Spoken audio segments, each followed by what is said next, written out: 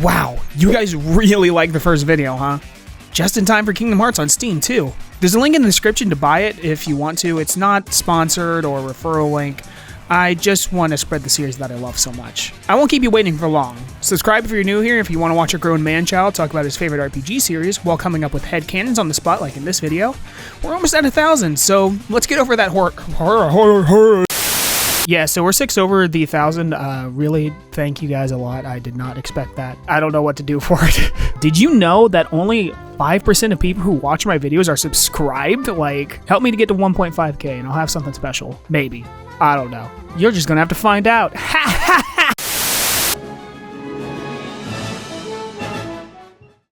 If you know anything about Kingdom Hearts 2, it's that it introduces nobodies to us. Basically, they're a husk of their original being with no heart. You could call them a reflection, and that's what I see within this introduction. Instead of dark clouds, we start on water, with the logos coming in.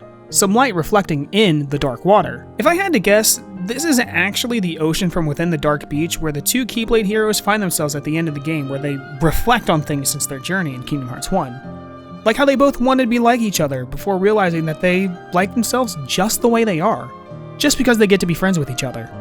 As the logos fly away, we hear Sora once again speak. A scattered dream that's like a far-off memory. A far-off memory that's like a scattered dream. I want to line the pieces up. Yours and mine. While showing him during the crossroads of Chain of Memories looking to the sky. You know, the whole game of going through one's memory, even if it's faulty, and reflecting on the world around you? Well, I don't think this or 3's intro plays much into characterization, but rather a theme. We can try to piece it together as Sora thinking back on his journey that took him this far, even if the events of Chain of Memories are in his subconscious like a scattered dream or a far-off memory. From here's when the recap starts. We see Kairi making the good luck charm, the three of them on the tree with the Palpu fruit, and Sora ending up in Hollow Bastion. Something I want to note is that the things are scattering away here, like Kairi and Riku in the background. It happens a lot throughout this intro, as I like to think this plays into Naminé recreating Sora's memories while he sleeps in the pod. Again, playing into the scattered dreams and far-off memories. Once we see Riku turn around and hold out his hand, there's a few differences. One, he has the same clothing on from when you fight him in Hollow Bastion. 2, Sora doesn't hesitate and runs up to him and fights him with Keyblade in hand. If you want to add to the characterization of Sora to this, and what I said in the first video, we can see that he may have gotten over his fears as he rushes in. Click here to check it out. As Riku transforms in the same scattered effect to Ansem, Sora attacks with the door to Kingdom Hearts opening with the light overpowering Ansem. Again, a nice reflection on the dark world that they're in versus the light that shines through the door despite it being the realm of darkness. As it plays out the sacrifice Sora made for Kairi, Kairi rescuing him, and him leaving with Kairi just watching as we see her get older, watching where Sora left her. I won't point out every instance of this, but yes, she is also reflecting on what happened a year ago here. The intro continues into Chain of Memories where Naminé is drawing Sora climbing the tower. As he makes his way, we see two figures. Diz, and a hooded figure that is Marluxia. As Sora battles Marluxia, we see that it switches from that to Riku fighting Ansem, a tell saying that this is a scenario that is happening at the same time, despite Sora being asleep by the time we reach Ansem and Riku's portion. It then cuts to Sora climbing the stairs along with Riku as well on different portions, though at one point we see Sora here with Riku on the opposite side here. Another instance of, well, you get the picture by now. Sora reaches to the top and is put into a pod for him to sleep for him for a year as Naminé fixes his memories. His own sanctuary, you would call it. Okay. As he falls asleep, we see him fly back to his home island with Kairi and Riku by his side, holding hands as they lie on the beach. This could be what he's dreaming about while Roxas' section plays out. Just a relaxing time with no worries with his best friends. But before the intro ends, we see him fall into the water as the world around him is scattered, and we're greeted to a new face within the water, what would be his reflection, Roxas. Going through what Sora did of landing on something, white doves flying high again, but the pedestal not being of the princesses, but of Sora. A hint that this is Sora's nobody from the start of the game. All of this has a theme of reflection, and while I can't think of it playing too much into the character of Sora, I can at least say, if you want to think of it, you can think of it as Sora thinking back on his adventure and how that might make him feel. We see a more confident Sora than we did in the first intro, as he knows the power he holds and his potential. Despite that, he still wishes to be like Riku, as stated at the end of the game, but ends up okay with being himself, though this might also hint at the same time that he just wants to be with his best friends if the ending segment of this intro is to be believed. With that said, let's move on to...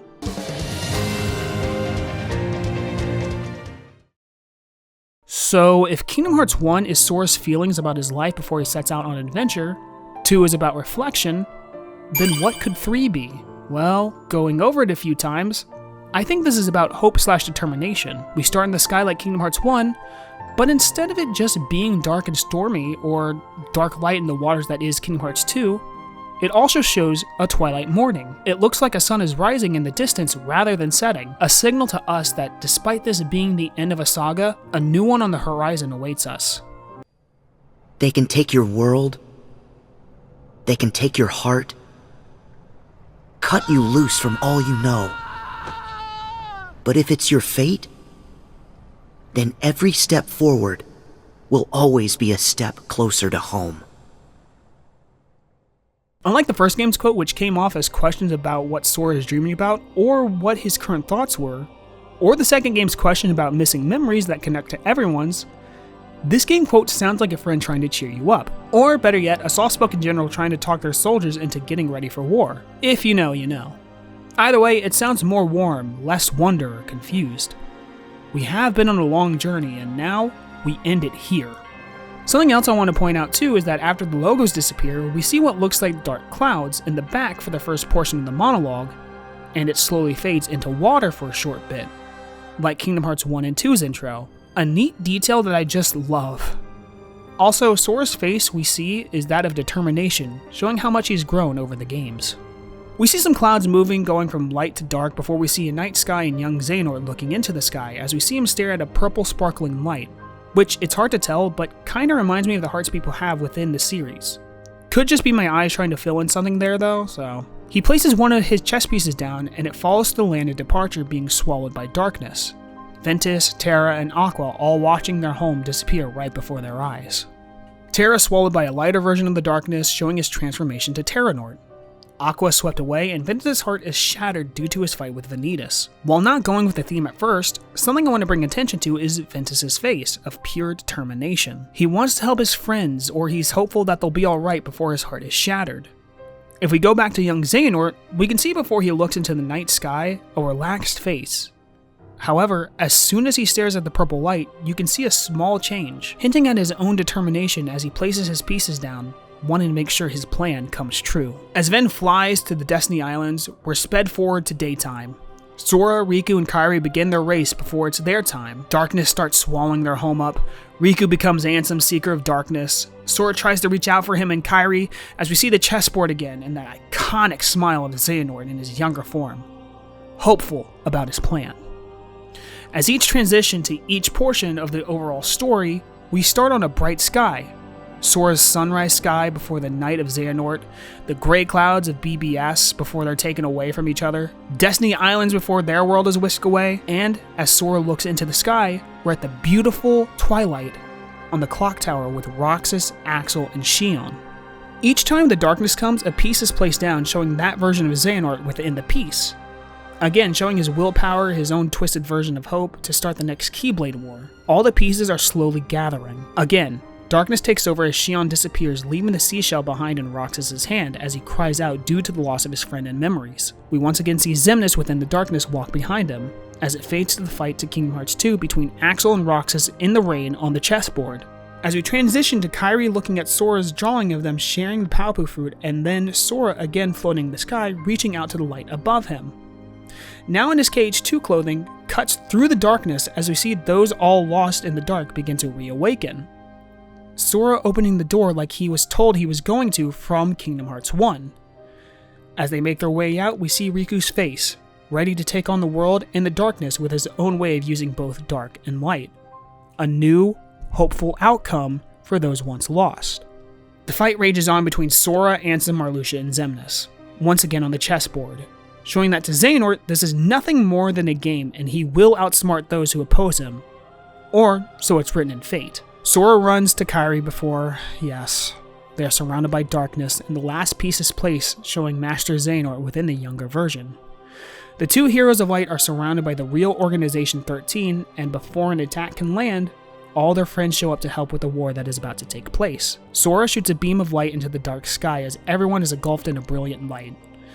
Xehanort's smile never fading away. As we see young Xehanort look at a chess piece resembling Sora. One difference from the beginning, however, is that the same light is now outside the window instead of the night sky. This might not mean anything, as this could just be another day, along with the fact that Sora's piece is the only one on the board, but this could be viewed as a skewed vision for Xehanort. Those caught up in the know what I'm talking about. The night sky or darkness showing that his actions aren't good, but in his eyes, the sun is shining as he has a hopeful outcome for his future. We see the intro end with Sora at the final world just like in the beginning, just with one light breaking through the clouds. Him holding onto the Xehanort chess piece. A hint that within darkness there is a light, and within light there is darkness. As well as the connection these two have. It could be something deeper than we know. Finally, we see the light that is around Sora being Kingdom Hearts. The dark sky filled with a bright blue future as the warriors of light form around him, each with a face that says, "This is it.